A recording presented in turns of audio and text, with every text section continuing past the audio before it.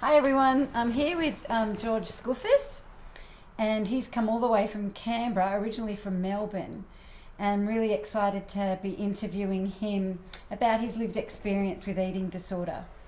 So George, I understand that you developed anorexia at the age of 19. Yeah, that's correct. Yeah. So for me, it came about from just wanting to lose a little bit of weight.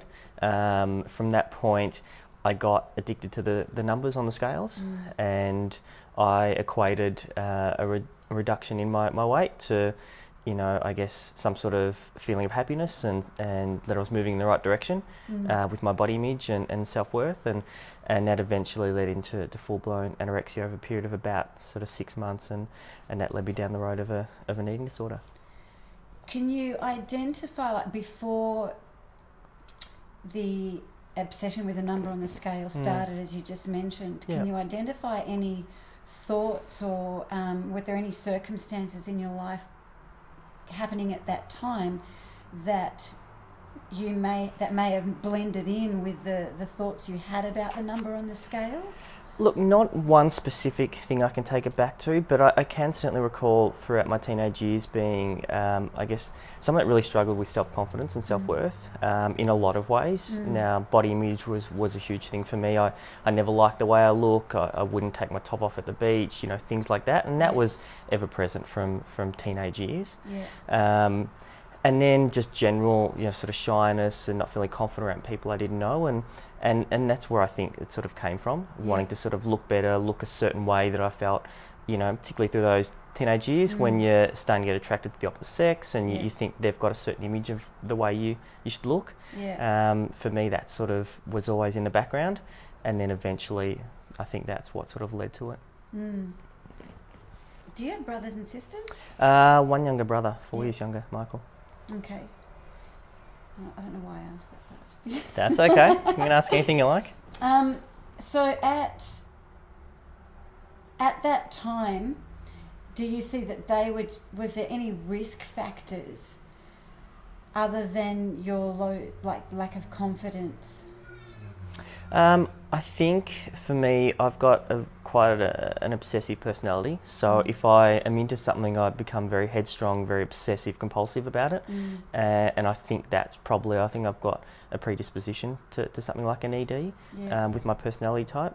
So I reckon that I was a perfect storm for something like that.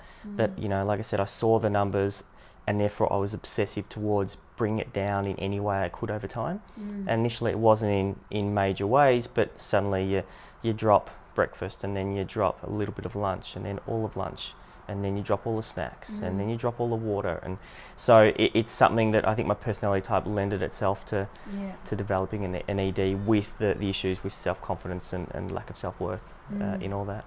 So when you saw the numbers dropping, how did that make you feel at that time? Like it was positive reinforcement. So it was just positive. You saw it being also goal orientated as well. You'd hit a certain number. You're like, all right, I want to get down to the next kilo and the next kilo, and it was something to aim towards. And every time you drop some weight, it was a tick. If you didn't drop the weight, it was a failure. And there was sort of no real in between. It was almost like your self-worth became dependent on that number dropping. Well and truly, absolutely, and it got better as it dropped. And of course, people comment when you lose weight, so that's just like another tick that you're heading in the right direction. You're doing the right things. So you don't know you're going through an ED at the time, and it took about 4 or 5 years before I realised. But by that time, I was well down the path. Yeah. So I've read that after you suffered anorexia, it sort of turned into bulimia. Yeah, that's correct. So after about 2 years, I couldn't sustain the anorexia anymore, and it was something that I struggled with. So there was one night, I think it was about midnight, when I'd had a binge, and I was almost in tears actually, that I couldn't keep starving myself, which I didn't see as anorexia. I didn't know that's what I had. I just thought that I lacked the willpower and desire required to be perfect. That's how I describe it. And eventually the binges became more and more frequent, and it turned into bulimia and went beyond that. So were you exercising at this point? Yeah, so I started exercising around the beginning of it. Yeah. I was walking up to a couple of hours a day to try and get the calories off. Beyond that, I just got bored with walking, so I started running. Yeah. And then eventually picked up triathlon, which I'd had an interest in when I was young, but I wasn't that motivated to be sort of fit when I was younger. So I'd always had the interest there. Whether or not one caused the other, I'm not sure. Yeah. But they were certainly present at the same time. Right. So with the bulimia, there's purging involved.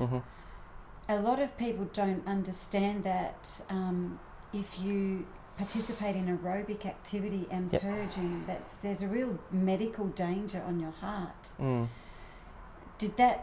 Were you aware of that at that time? Well, I wasn't aware that I had an ED for the first, as I said, for about 4 or 5 years. I didn't realise I was unwell. So obviously, no, I didn't. And even for a while after that, I wasn't aware of the potential medical consequences. As you probably well know, it's got a mortality rate of 1 in 5.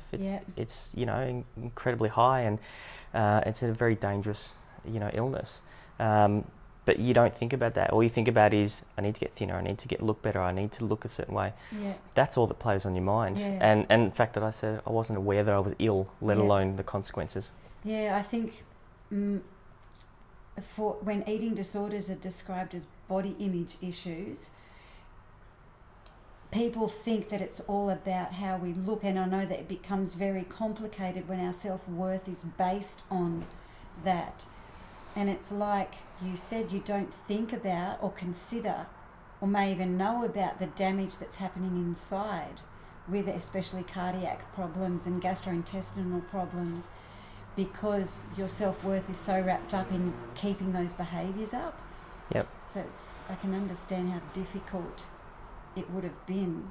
Yeah, you become very single-minded towards a certain goal, and nothing's going to kind of stop you from getting towards that. And the biggest myth out there is that eating disorders are about food, and that's just so far from it.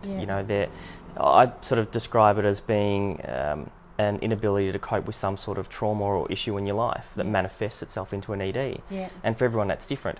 Now, for me, it was body image due to lack of self-confidence, self-worth. For other people, it could be some sort of abuse when they were younger. It could be family issues.